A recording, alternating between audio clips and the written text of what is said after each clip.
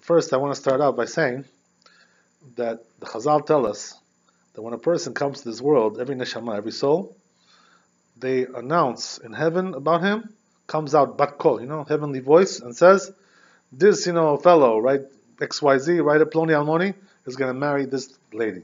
So it's already predetermined, they say, right, Chazal. Predestined and predetermined, who the person is supposed to marry. So because of that, which it should all be nice and peachy and rosy and everything. It's pretty simple. You're already predestined. You already have your match. It's going to come to you whenever, no matter what, right? So the question is, does it really come to you no matter what? Is it so simple, whatever? So the truth is, right, on the other hand, or the other side of the coin, we have some other things which is in Chazal, in the words of Chazal, which are just the opposite of that. What does it say? Right? Kashim zivugam shel bnei adam yoter mikriyat yam suf. Right? What does that mean?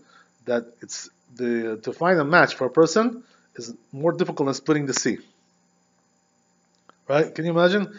So splitting sea, it was a miracle. You know what I mean? Something which is totally miraculous. It's not in the rules of nature, but nevertheless, it's right. This is even harder than that, to find a match for somebody. But if it's predetermined, so what makes it so difficult? I mean, it should be a piece of cake, No, what's the problem? So this is the question, right? That a lot of people ask. A lot of people have questions about this, but there's also other things involved as well, right? It says the Zohar Kadosh adds more color and flavor to this whole equation, right? It says that a person who comes to this world, if he comes, depends how he's coming. What does that mean? Is he coming from a good place, or is he coming from not such a good place? What does that mean? His past lifetime. What was his deeds? What did he do at that time? What was his his scorecard over there? Right? Did he get good grades? He had bad grades. His report card was good. He was A+ student. He was B-, whatever, C+, whatever. What was he? So it all depends on that. So what happens is that sometimes a person comes in a gilgul. What does that mean? Reincarnation. So when a person comes in reincarnation, says the Zohar Kadosh, now this business becomes much more complicated. What does that mean? That his mate does not come with him at that point. He's sent there alone without a mate. Can you imagine? Yeah, by himself. He's a bachelor. Yeah. He's sent to this world without a mate. Comes as a bachelor, and his mate doesn't come at all. So, what kind of thing is this, right? What is this whole idea? There's a lot of depth in this issue. A lot of things which have to be examined. But I want to tell you that what happens is like this, right? That a person who had a bad rap sheet in his former life, he has to come back and fix that report card that he had, the bad report card. So what that means, he's going to come without a mate. So then the Zohar Kadosh asks, right, in Parshat Lech Lecha, they talk about this. Over there it says, so then how is he going to get married? How children, marriage, these are the very big mitzvot. A person who doesn't get married, doesn't have children, he doesn't have chelak olam haba, he doesn't have a portion of the world to come. So how is he going to do these mitzvot? What is he going to do? What's going to happen with him? So the answer is, right, it says Zohar Kadosh something amazing. It says Zohar Kadosh that he has to basically be a, how would you call this, right? He has to steal. He has to be, he grabs somebody else's mate.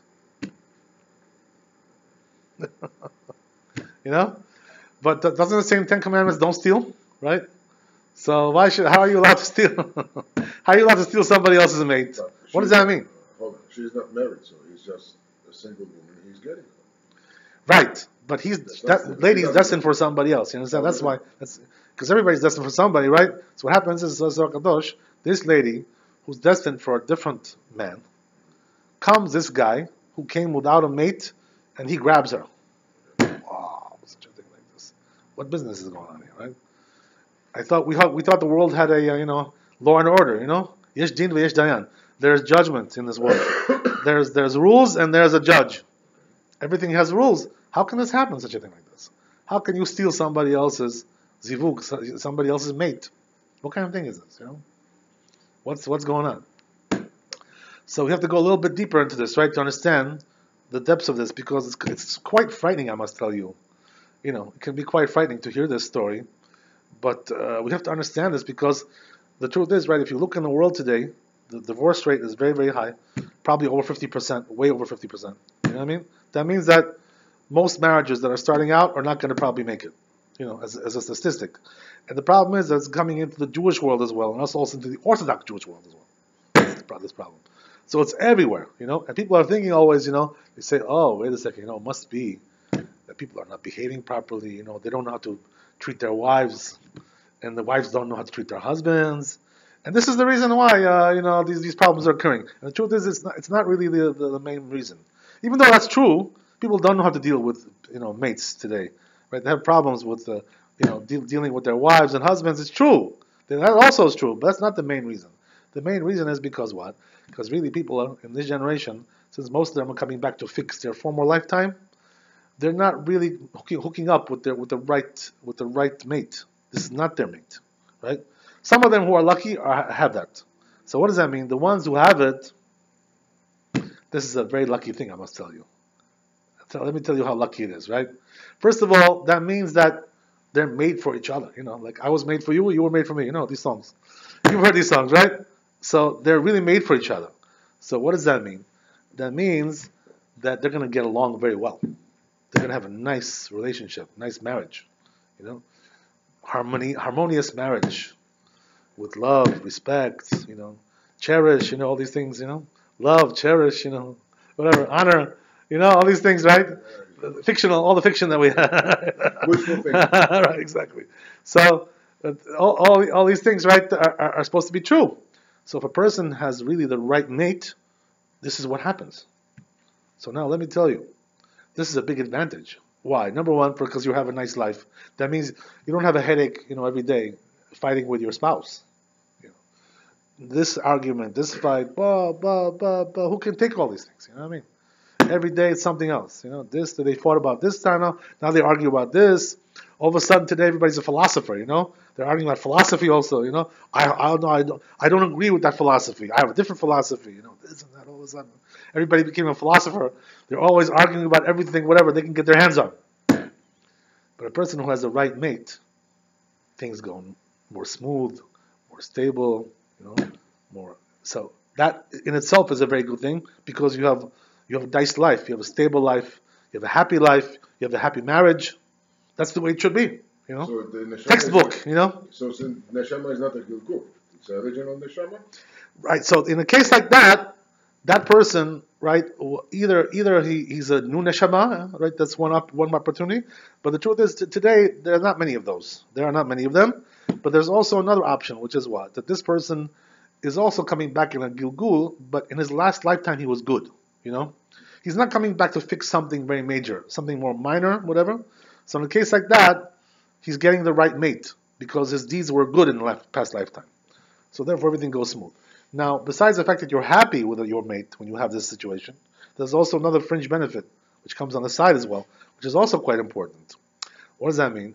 They say the Chazal, right, that a person who treats his wife with respect gets rewarded with wealth.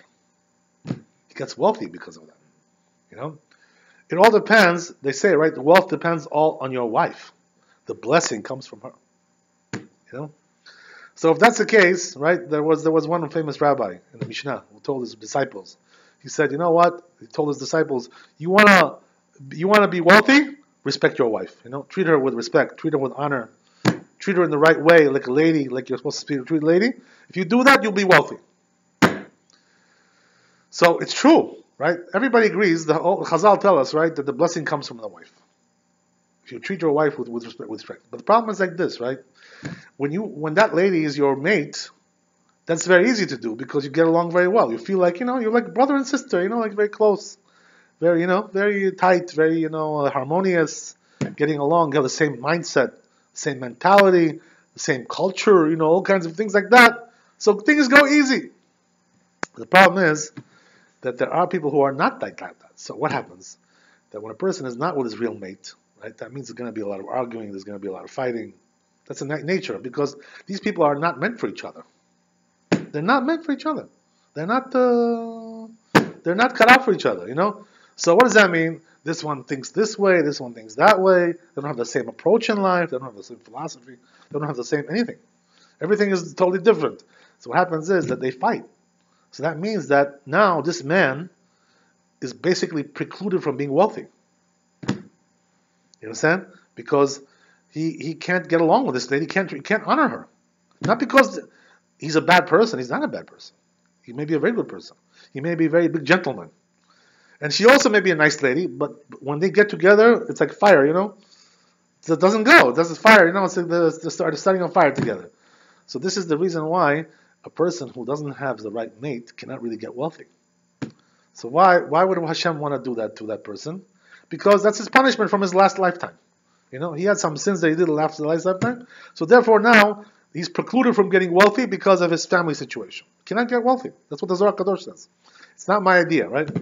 I don't want to take the credit for something I didn't. Makes sense. Okay, so you understand what we're saying? This is major. It's a major thing. So the truth is, right, that because of that, a person. So now we have to understand. We have to backtrack a little bit and go back to what we said to analyze a little bit further, right? We said that a person who doesn't have his mate in his world, he's coming back in a gilgul, so he has to grab somebody, nab some lady, Go and grab her, kidnap her. You have to kidnap, basically. That's what you got to do.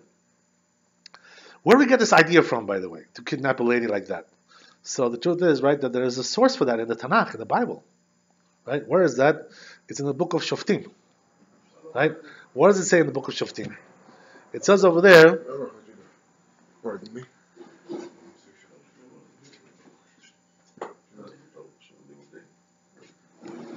Sure.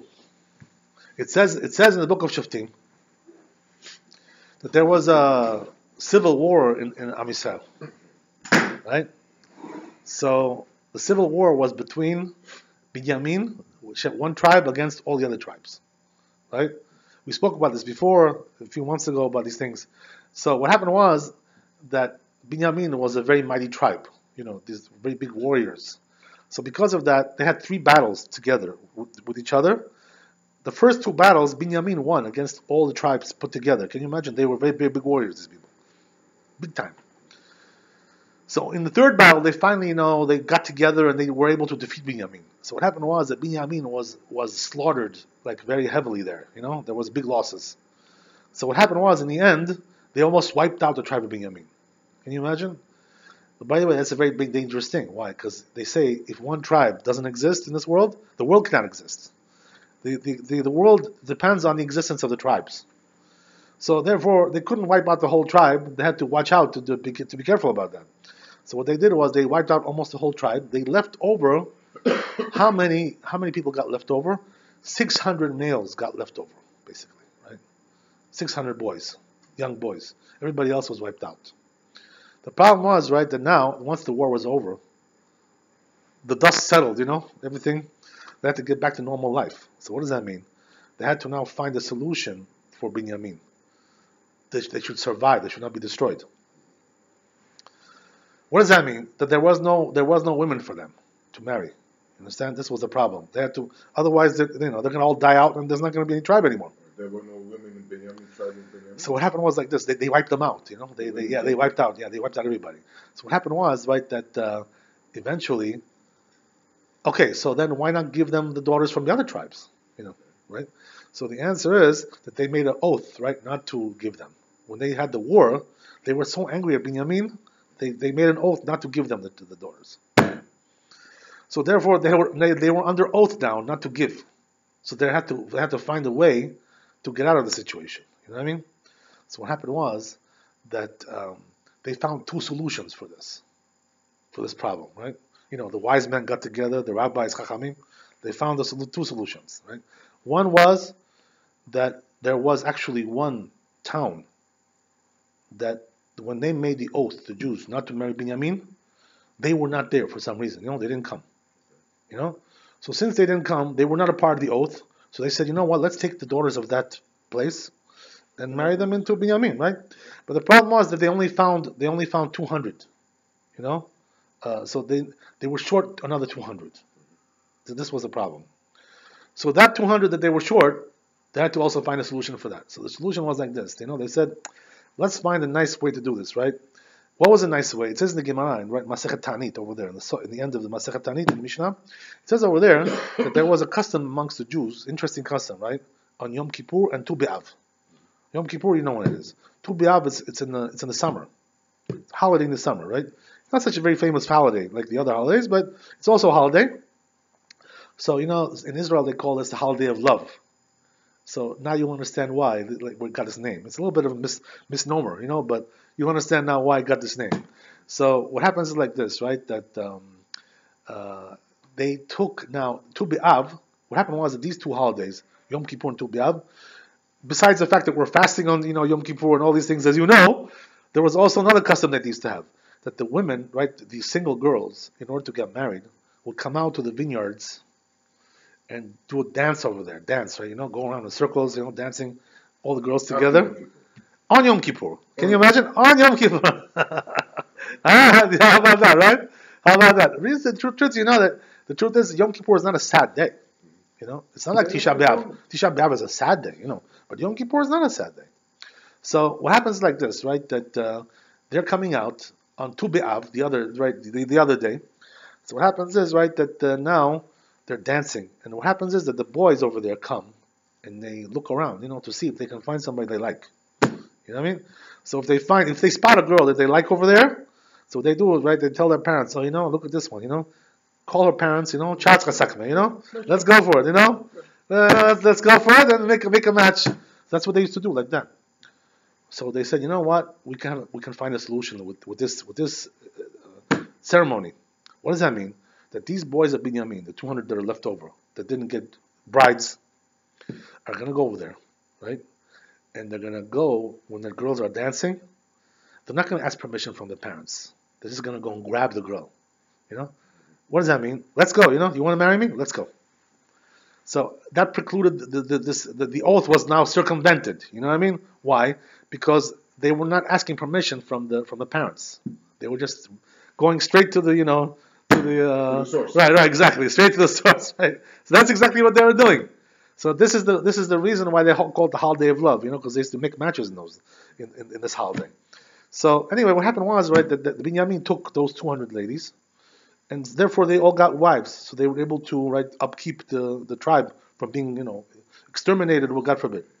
So what happened was, right, that now comes Zohar Kadosh and says, we learn from this episode, right, in the history of Am Yisrael, about the issue of grabbing girls. You grab, just take. So what does that mean, right? According to the deeper meaning of this whole episode, right, I just told you the simple meaning, right? Historic meaning. There's also something deeper there according to Kabbalah. Kabbalah says that there are also people who are coming to this world without a match and they have to grab somebody that belongs to somebody else. But the Zohar Kadosh says, right, that this grabbing business can be also very detrimental to your life. God forbid. Right? What does that mean? You grab her, that can kill you. Whoa. What does that mean? How does that kill you? So what happens is like this, right? That you're taking somebody else's wife. But you don't know that. Right, you don't know, but Hashem knows, In heaven, they know everything, you know what I mean? So what happens is like this, right? That why do they let you do that? If that's the case, why do they let you? If she belongs to somebody else. I want to tell you an interesting thing, right, about this. It says in the Zohar Kadosh that the reason why they announce the name of the girl when a guy's born, that he's destined to marry this girl, why do they have to announce it? For what? Let him just go and marry her, if that's the case. What's this announcement for? What? You're making some kind of, right, exactly. They're announcing. For what to announce?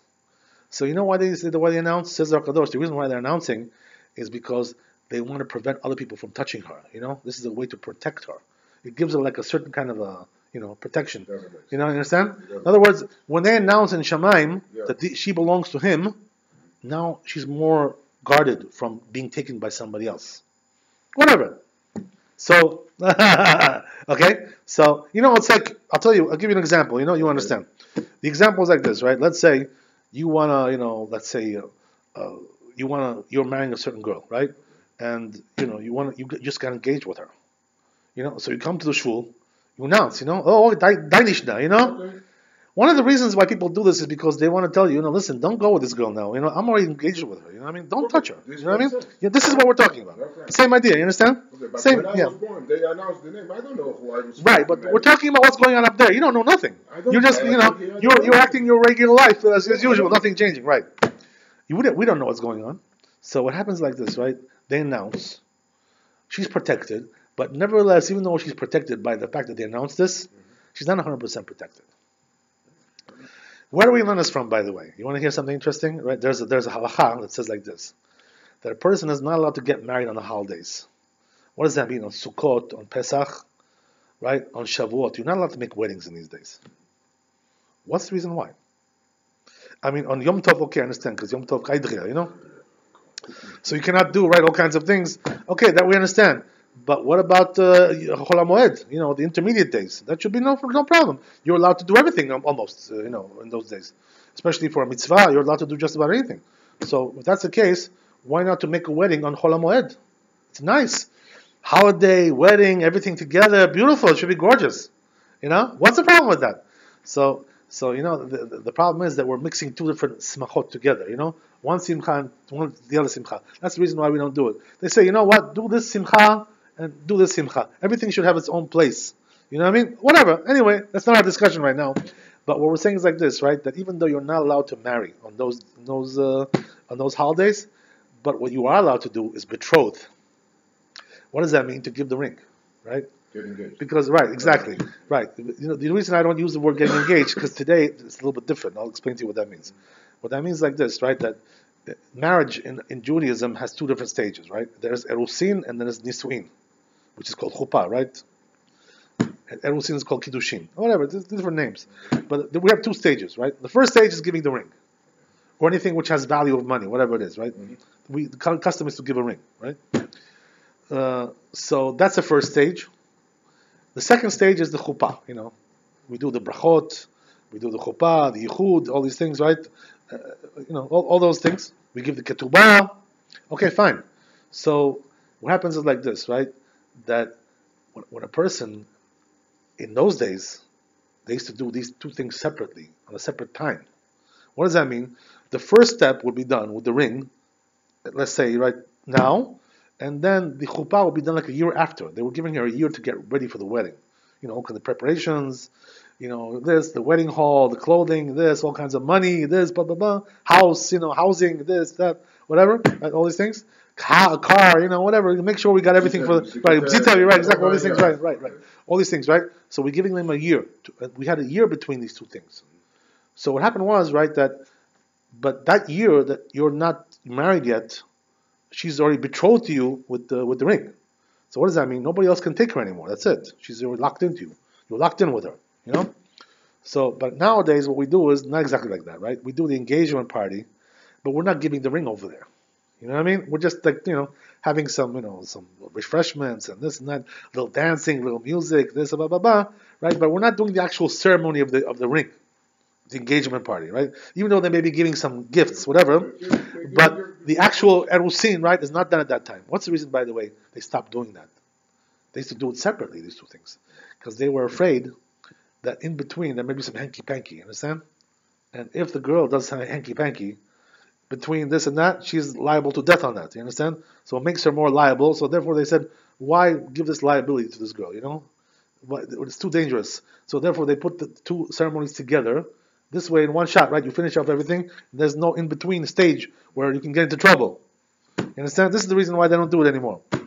So what happens is like this, right? That a person is allowed to do, on these holidays, erusin, the first part, the giving of the ring, is allowed to do.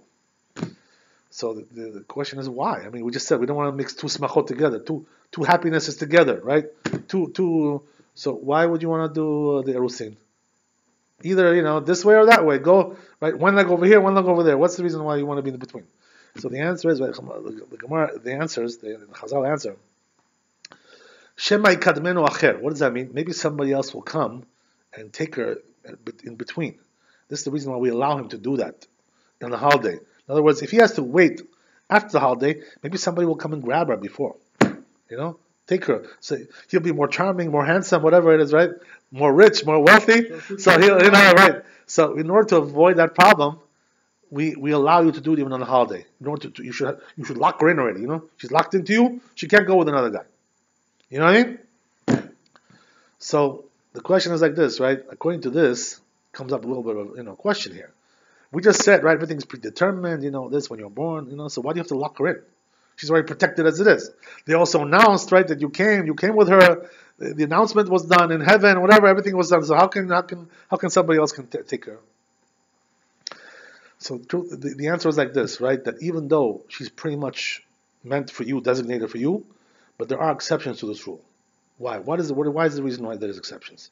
The exception happens like this, right? What happens is that there are certain people, because they're living their lives in a certain way, they're not really, on the way of Torah, on the way of Judaism. So what happens is that person is not ready to get married yet with this woman. He's already immature. He's not developed enough. He doesn't have the proper preparation, in terms of his religious development. He's not there yet. So therefore, what happens is, they say, oh, this guy, he's not in a hurry. This guy, he's taking his time. He's going out to discotheques, this and then hanging around, going to bars, this and that, whatever. He doesn't want to get married. He's not in such a big hurry. He's not, he's not so serious. This guy, he's a joker, messing around. So they say, you know what? Meanwhile, while he's still messing around, this guy, his bachelor lifestyle, we'll take his wife, the one he's supposed to marry, and we'll give it to somebody else. Why? Because he's not ready anyway, So let him do some charity. What's a charity? You're giving your wife to somebody else. Meanwhile, before you're still punking around, messing around. So therefore, what happens is that this now girl comes and marries somebody else. Why is that? Because this guy is desperate. He doesn't have a mate. He came without a mate into this world. So he's, like between a rock and a hard place, Right. So therefore, what he does, he prays to Hashem, He prays. He comes to a synagogue. This guy's coming and praying all the time. Please God, bring me my mate. Blah, blah, blah, blah, blah. He doesn't know what's going on. What happens is, right, that he gets somebody else's mate because of it. He's praying so hard. The prayers are very strong, So they say the prayers are so strong, a person can overcome this issue. So what happens is, right, that this person who's not ready to get married, somebody else comes and takes this wife in his place. So what happens is now, right, okay, this is already tough to swallow, this, right? It's quite a big, thing to swallow here, right? Pretty harsh. It's very easy because you don't know that she's meant for you. Right. You don't know. You're not aware of right, this, but the fact that you know this, already that makes, not so easy to swallow, right? Now, let me tell you something even harder to swallow. So what happens is like this, right? Now comes, right, this guy, right, who was going to the bars and discotheques, all of a sudden, he matured. All of a sudden, he got back to reality. Now he's taking a real estate course. He wants to, this and that, whatever. He's going in the right way, now, right? He's getting on the path. Right, he wants to support his wife. He wants to support his family. He's already, he's studying Torah. He's putting out tefillin. He's going to shul on Shabbat, and everything is good. Baruch Hashem. Okay, he's eating black kosher now. Right? He became really serious all of a sudden. Okay, very good. Oh, good. Okay, now you're ready to get married. Okay, very good. You know what we'll do? Now we have to give you back your wife. Somebody else took her. So what happens is Shem Yirachem, right? They say because this guy now married this girl, somehow they have to get rid of this guy. He's now getting in the way. He's a stumbling block. You understand? So what they do is, right, exactly. I how do you say it like that? Okay. If it wasn't written, I wouldn't say it, right? I couldn't have the right to say it, right? Okay. Right. So they rub them out.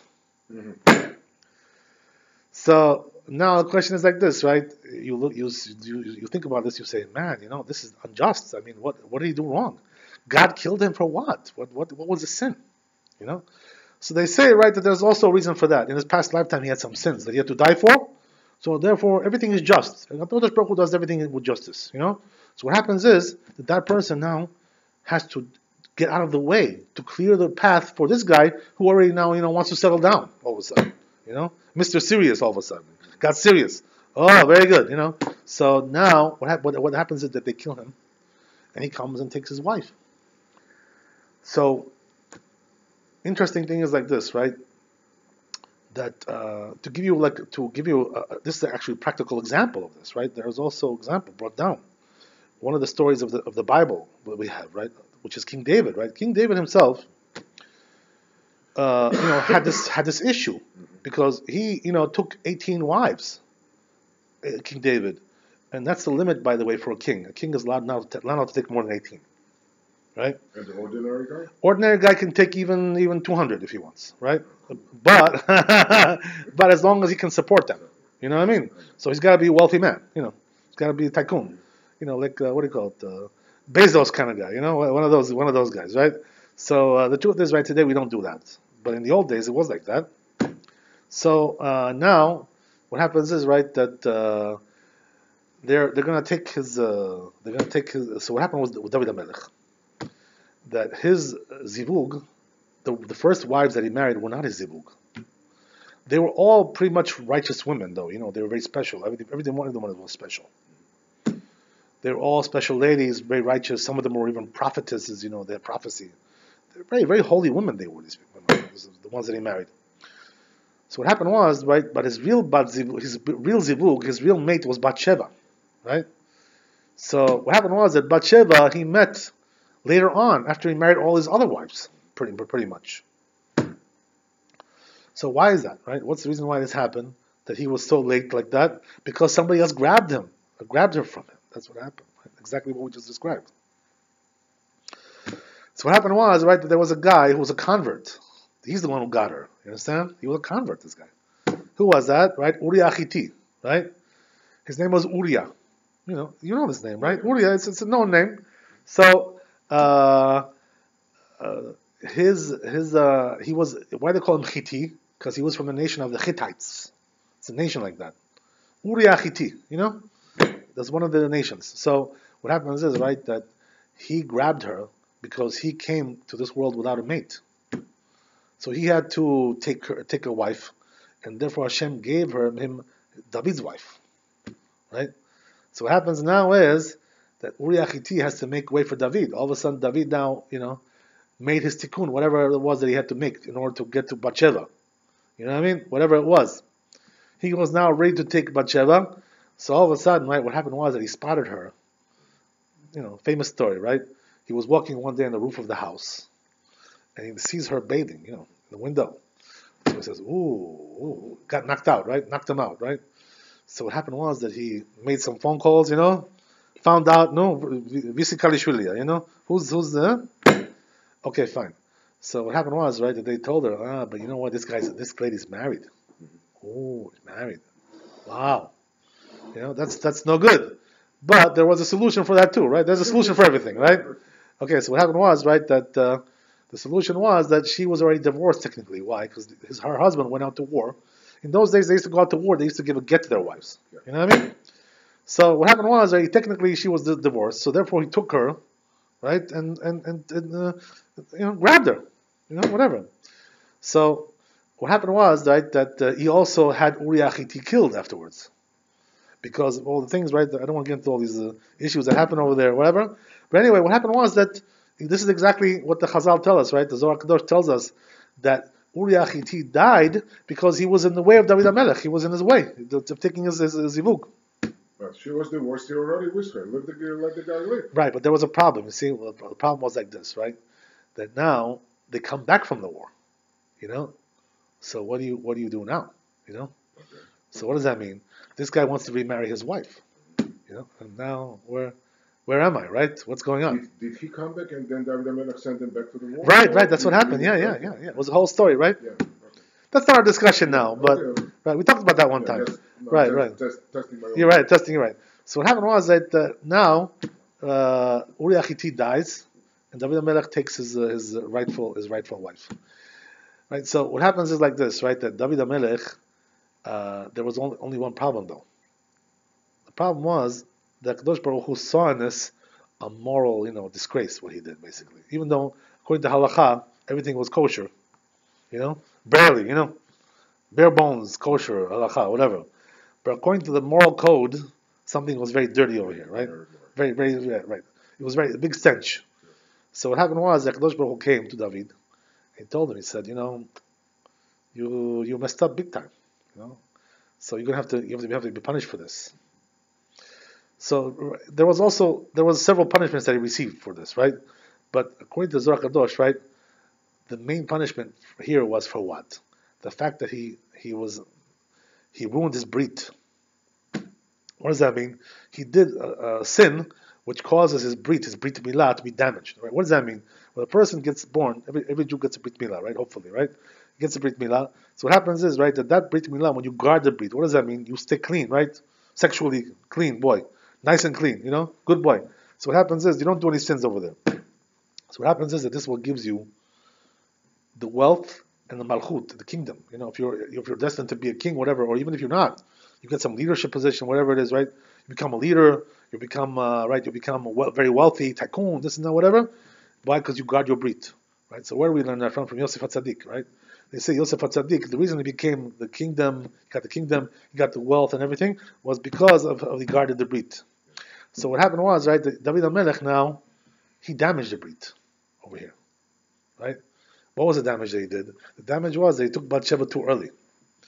What he really should have done, right, that he should have waited until, Uriah Hittite died. He was going to die anyway, sooner or later. Hakadosh Baruch Hu was going to take him anyway.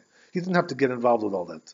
He didn't have to intervene and try to, pull all kinds of tricks to get to, understand? He would have died anyway. So if he would have... How he didn't know that? I'm sorry? He didn't know that. David HaMelech, he couldn't figure that out. Well, maybe he was the tzaddik that yeah, he had Ruach HaKodesh, David HaMelech, he had Ruach HaKodesh. So what happens is like this, right, that he had Ruach HaKodesh enough to understand that this was his mate. He felt that. So therefore he really wanted to take her. Understand? He had enough understanding to understand that. But the problem was he didn't wait. What does that mean? Whatever you know, right? I'm not talking about now prophets and all kinds of things like this. But just in a moral fashion, it should have been more moral. You know what I mean? That's what we're talking about. Down to earth, Be a good guy, a good person, Don't play games with people's lives. So that's what he should have done. So they say because of that, right, that he wasn't able to guard himself. So what happened was, right, the punishment, one of the punishments was that he lost his kingdom. Right? So Zohar Kadosh says the reason why he lost his kingdom is because he broke the brit. When did he lose his kingdom? What happened was that his son, right, Avshalom, rebelled against him and grabbed his kingdom, right? So it was temporary, but, came back eventually, but they had to fight a war. There was a whole thing, there was a civil war there, a lot of people died. There was a lot of big, his son died also, right?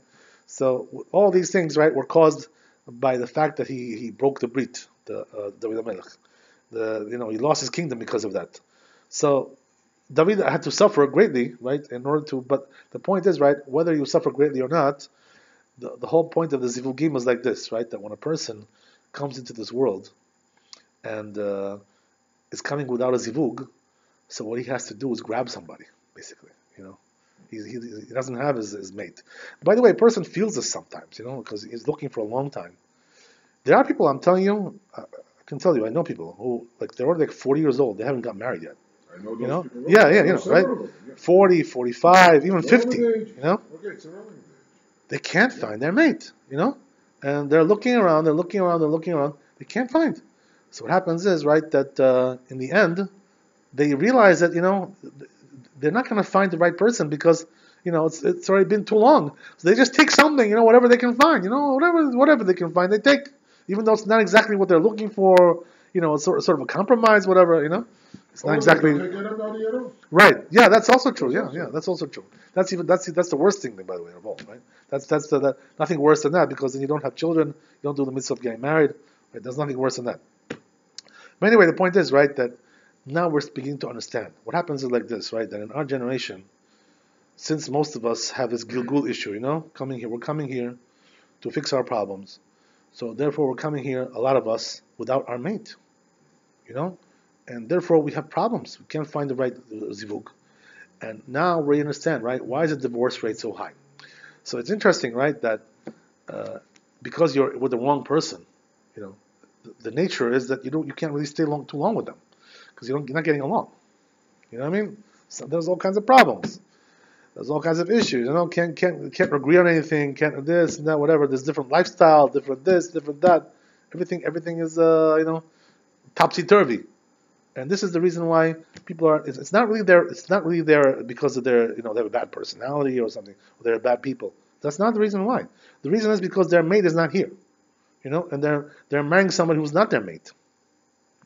So this is the reason why people are having so many problems, with matchmaking, with also the issue of of divorces and all these things, right? But as we said, that once a person takes somebody else's mate, right? So eventually he may have to give her back because this guy may get ready to get married now, so he has to give her back. But meanwhile, right? What happens is like this, right? One thing is good. You always, by the way, you always find the same thing, right? If you talk to people who are divorced, you know what they tell you, right? Oh yeah, well, that person wasn't for me, but at least I had those nice children, I'm happy about that. You know what I mean? So what does that mean? That there's something positive that comes out of these bad marriages, which is what? That there are certain children that come out of there. Now, those children, right? What's the interesting thing is that these two who got married were not really meant for each other, but they're having children. So that's an interesting idea. You know why? Because these children, you know what it is? The children are a byproduct of the parents, basically. What does that mean? That you have two different people coming with two different qualities, and that mixture, that perfect mixture of those qualities creates the child. So what happens is, right, that the child has unique qualities that come from both parents, right? Which is very, very unique. Nobody else is like that person. He's very unique. So we need that in this world also. Why is that? Why is that when we need that? Because Kadosh Baruch Hu has to bring all the souls to the world. Understand? In order to bring all the souls to the world before Mashiach comes, it's a prerequisite. So therefore, there has to be souls also created from people who are not from the same. They're not meant for each other. That odd couple, thing that that goes on between them, also creates a certain kind of a soul, a certain kind of a invention there, right? Whatever. So that soul also has to come in. So he can only come in with those two parents. He cannot come in from different parents, because those qualities are only from them. You understand? So therefore, right, HaKadosh Baruch Hu does everything for the good. What does that mean? He's bringing also these souls into the world. Unfortunately, by the way, a lot of them are growing out without a good family, because they're broken families and this kind of thing. You know what I mean? That's true. But nevertheless, those souls need to come into the world. Kadosh Baruch Hu is making a tikkun by bringing the souls into the world, and he has to bring them in through that channel of those two parents, even though they're not meant for each other. So that's actually something something very positive, as well. There's also another thing, right? That actually the truth is that, as we said, that once a person is supposed to give up that person that he grabbed from somebody else, he's really supposed to die. This guy, because he's standing in the way of the marriage.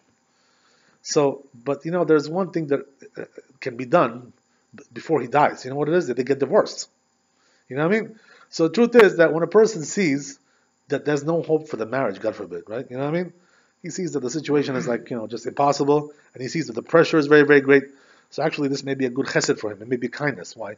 Because HaKadosh Baruch Hu is telling him, listen, instead, I don't want to kill you. I don't want you to die. This lady's now supposed to go to somebody else. So get rid of her already. She's not for you. She's not meant for you. So don't hold on too strong, because if you do, you may be holding on with your life. You know what I mean?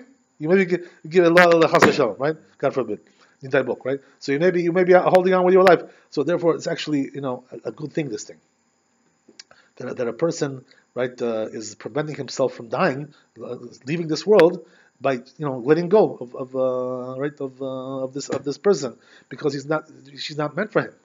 This is the reason why. So let's talk a little bit, right, about the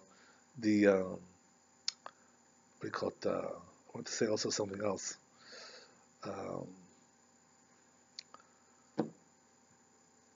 Right, as we said, right, that when it comes to the issue of parnasah, right? So as we said, that a person has to honor his wife in order to get parnasah. So as we said, that this person is precluded from having good parnasah because it's not his real wife. So this actually ruins his parnasah. What happens is like this, right? To explain this a little bit deeper. What happens is like this, that a person, his parnasah is mazal. The Chazal say, right? Most things in this world come from merit. If a person deserves something because of his deeds, whatever. So people are judged according to their merits and their sins and their merits and their mitzvot that they did, chesed, tzedakah, Torah, whatever it is, all these things. But there are certain things the Chazal say, right, that don't come from merits. These are things that come from a mazal. So two of them, right, actually three of them are exactly what we're talking about. One is parnasah, right, is mazal. Number two, zivug, right, which lady you're supposed to marry. That's also, right, mazal. It's not something you can pick.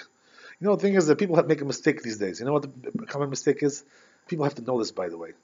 Because what happens is that people are looking on these dating sites. You know, now this is a hot thing in dating. You know what I mean? The websites. You know what I mean?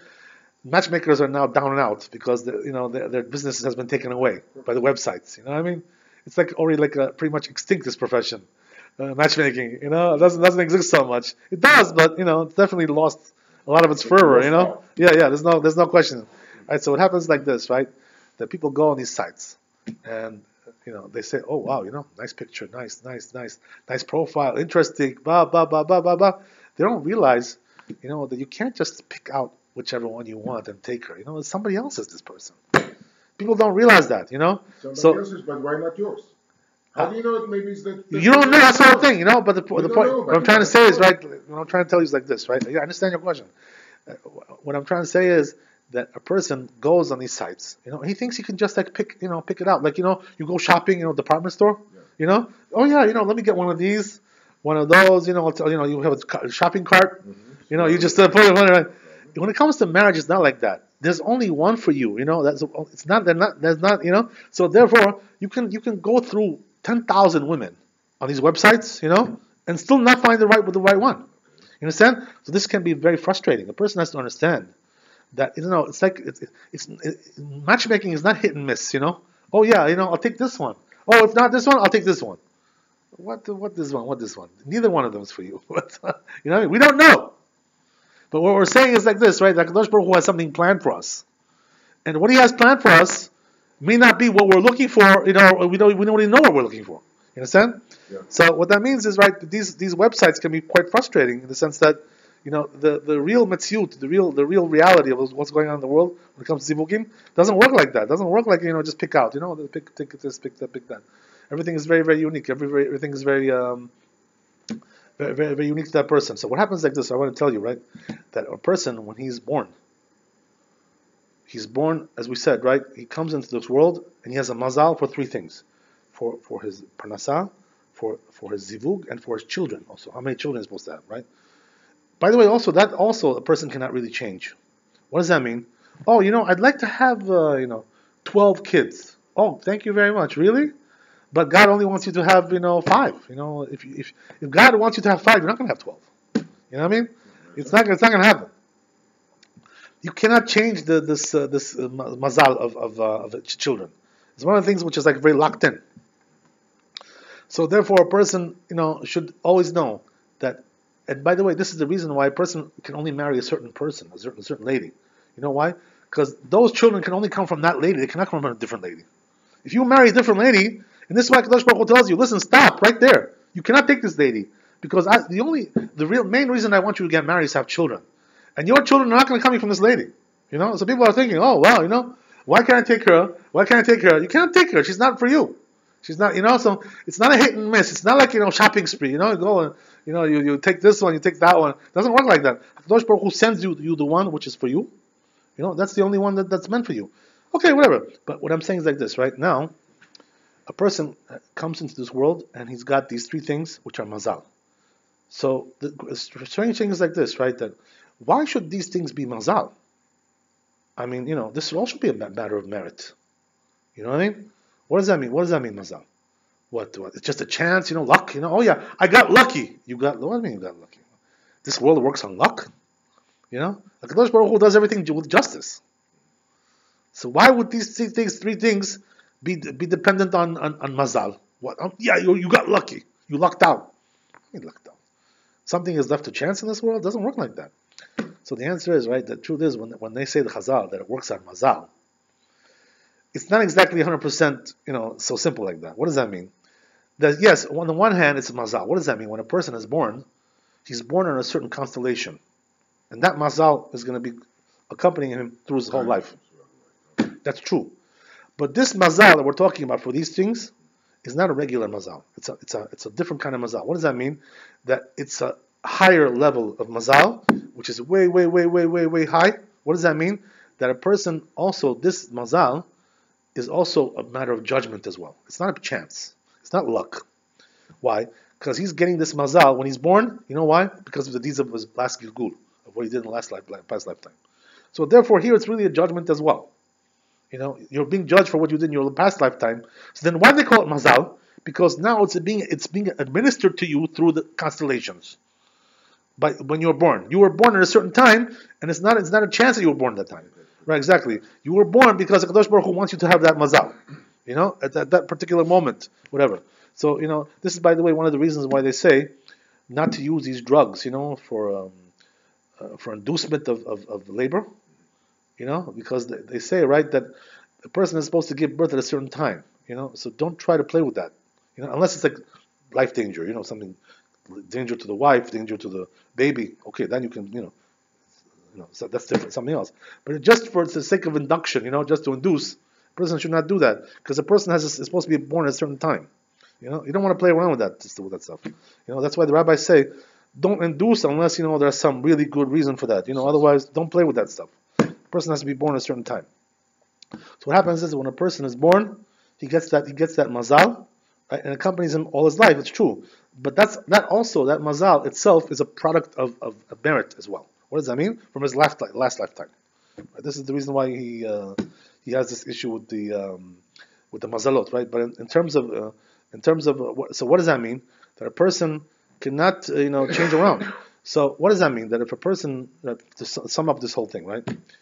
If a person has merit, he comes to it says the Zohar Kadosh, a person has merit, he comes to this world, and what happens is that his wife has already prepared, pre-announced, prepaid card. He's got a prepaid card is prepaid.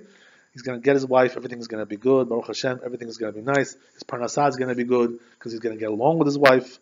Everything will be good. Harmony, shalom bait, right? Everything is nice, beautiful life, beautiful children. Okay, fine. But if a person did not, right, he was not so fortunate like that. He's coming to Gilgul, so he's going to have a hard time in this world. Not going to be so easy for him. He's going to have to run, go get through all these obstacles that we talked about, right? That he's going to have to, look around and grab something which is not really his. And by the way, this is an art, you see. Like they always talk about, the art of, getting a woman, right. You know what we're talking about, right? So a person who has this situation has to learn this art. You understand? He has to know how to grab. Because you're taking something which doesn't belong to you. It's not really so natural. It's not really, you have to be a little bit aggressive. Right? What does that mean? Right? Just like those guys were aggressive, they grabbed those girls, in the vineyards. They went and those girls were dancing. They just took them, hey, let's go. Of course, you're not allowed to do it against their will. You got to convince them because nobody can marry somebody against their will. It's not allowed to do that, right? This is like kidnapping, abduction, But you have to convince her. You have to be strong. You have to be so. A person who comes to the world with this kind of situation, he's got to be very strong, very determined, and find something which is not really his, And if he's lucky, something good will happen there, whatever. But he's got to get along with that kind of situation, So a person, this is the reason, by the way, that at times there was people in certain situations who married women who were not really proper, fitting for them. I'll give you an example. Right today, somebody came to me, right, asked me a question. They said, there's this girl. Going out with her. He's been looking already for quite a while, this guy, right? This person. Quite a while he's been looking. And what happened was, right, that he's now looking for things which are not exactly what's meant for him. A little bit less, he's willing to settle a little bit. So one of the things that he's willing to settle for is what? That he wants to now go with a girl, right, who's not exactly dressing the way a Jewish girl should dress. You know what I mean? And then try to convince her a little bit to change her ways. That's this kind of thing. So he asked me. He said, tell me, should I do that? Should I go out with a girl like that? So I told him, and I heard from one of my friends. Actually, this guy. You remember our friend Eliyahu Biniashvili? Remember him? Yeah. You remember him, right? Yeah. So he told me, that what happened was that in the old days, we're talking like 100 years ago, 100 plus years ago, in Europe. In those days, the women were very modern over there. They were not so religious. So what happened was, right, they were going with pants, not skirts. They were not covering their hair. They're very modern. Okay. So what he told me was that even the big rabbis, some of them, were marrying women like this. You know why? Because there was nobody else to marry. You know what I mean? What can you do?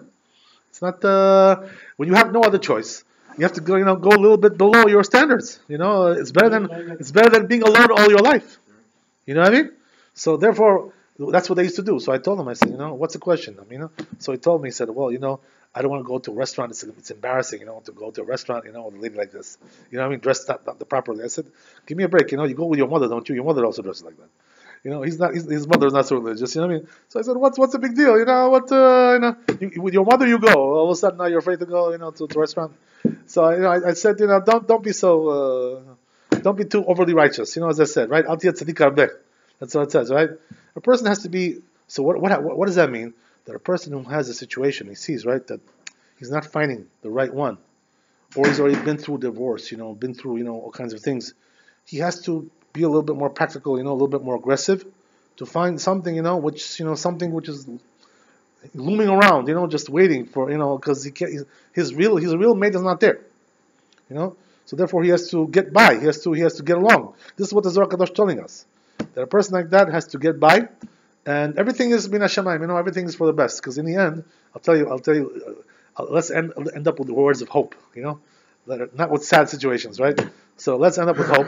The hope is like this, right? It says in Zohar Kadosh that a person that came to this world, right, and he wasn't zoche to find his real zivug. And by the way, most of us in this generation may not be zoche for that. Most of us, let's say 80% for argument's sake, right? Okay, fine.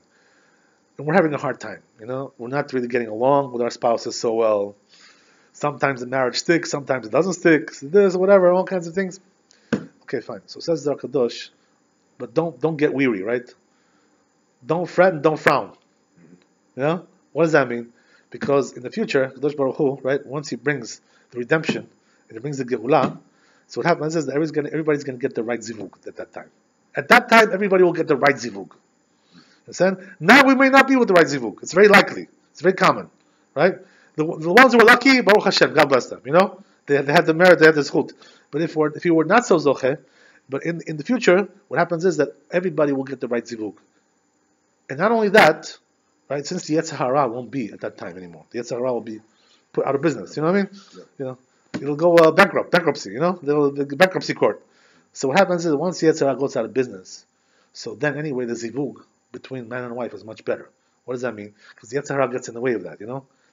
Because when it comes to matches, when it comes to getting along with your wife, when it comes to having a husband and a wife, there's a problem. The problem is that the Yetzer Hara is there.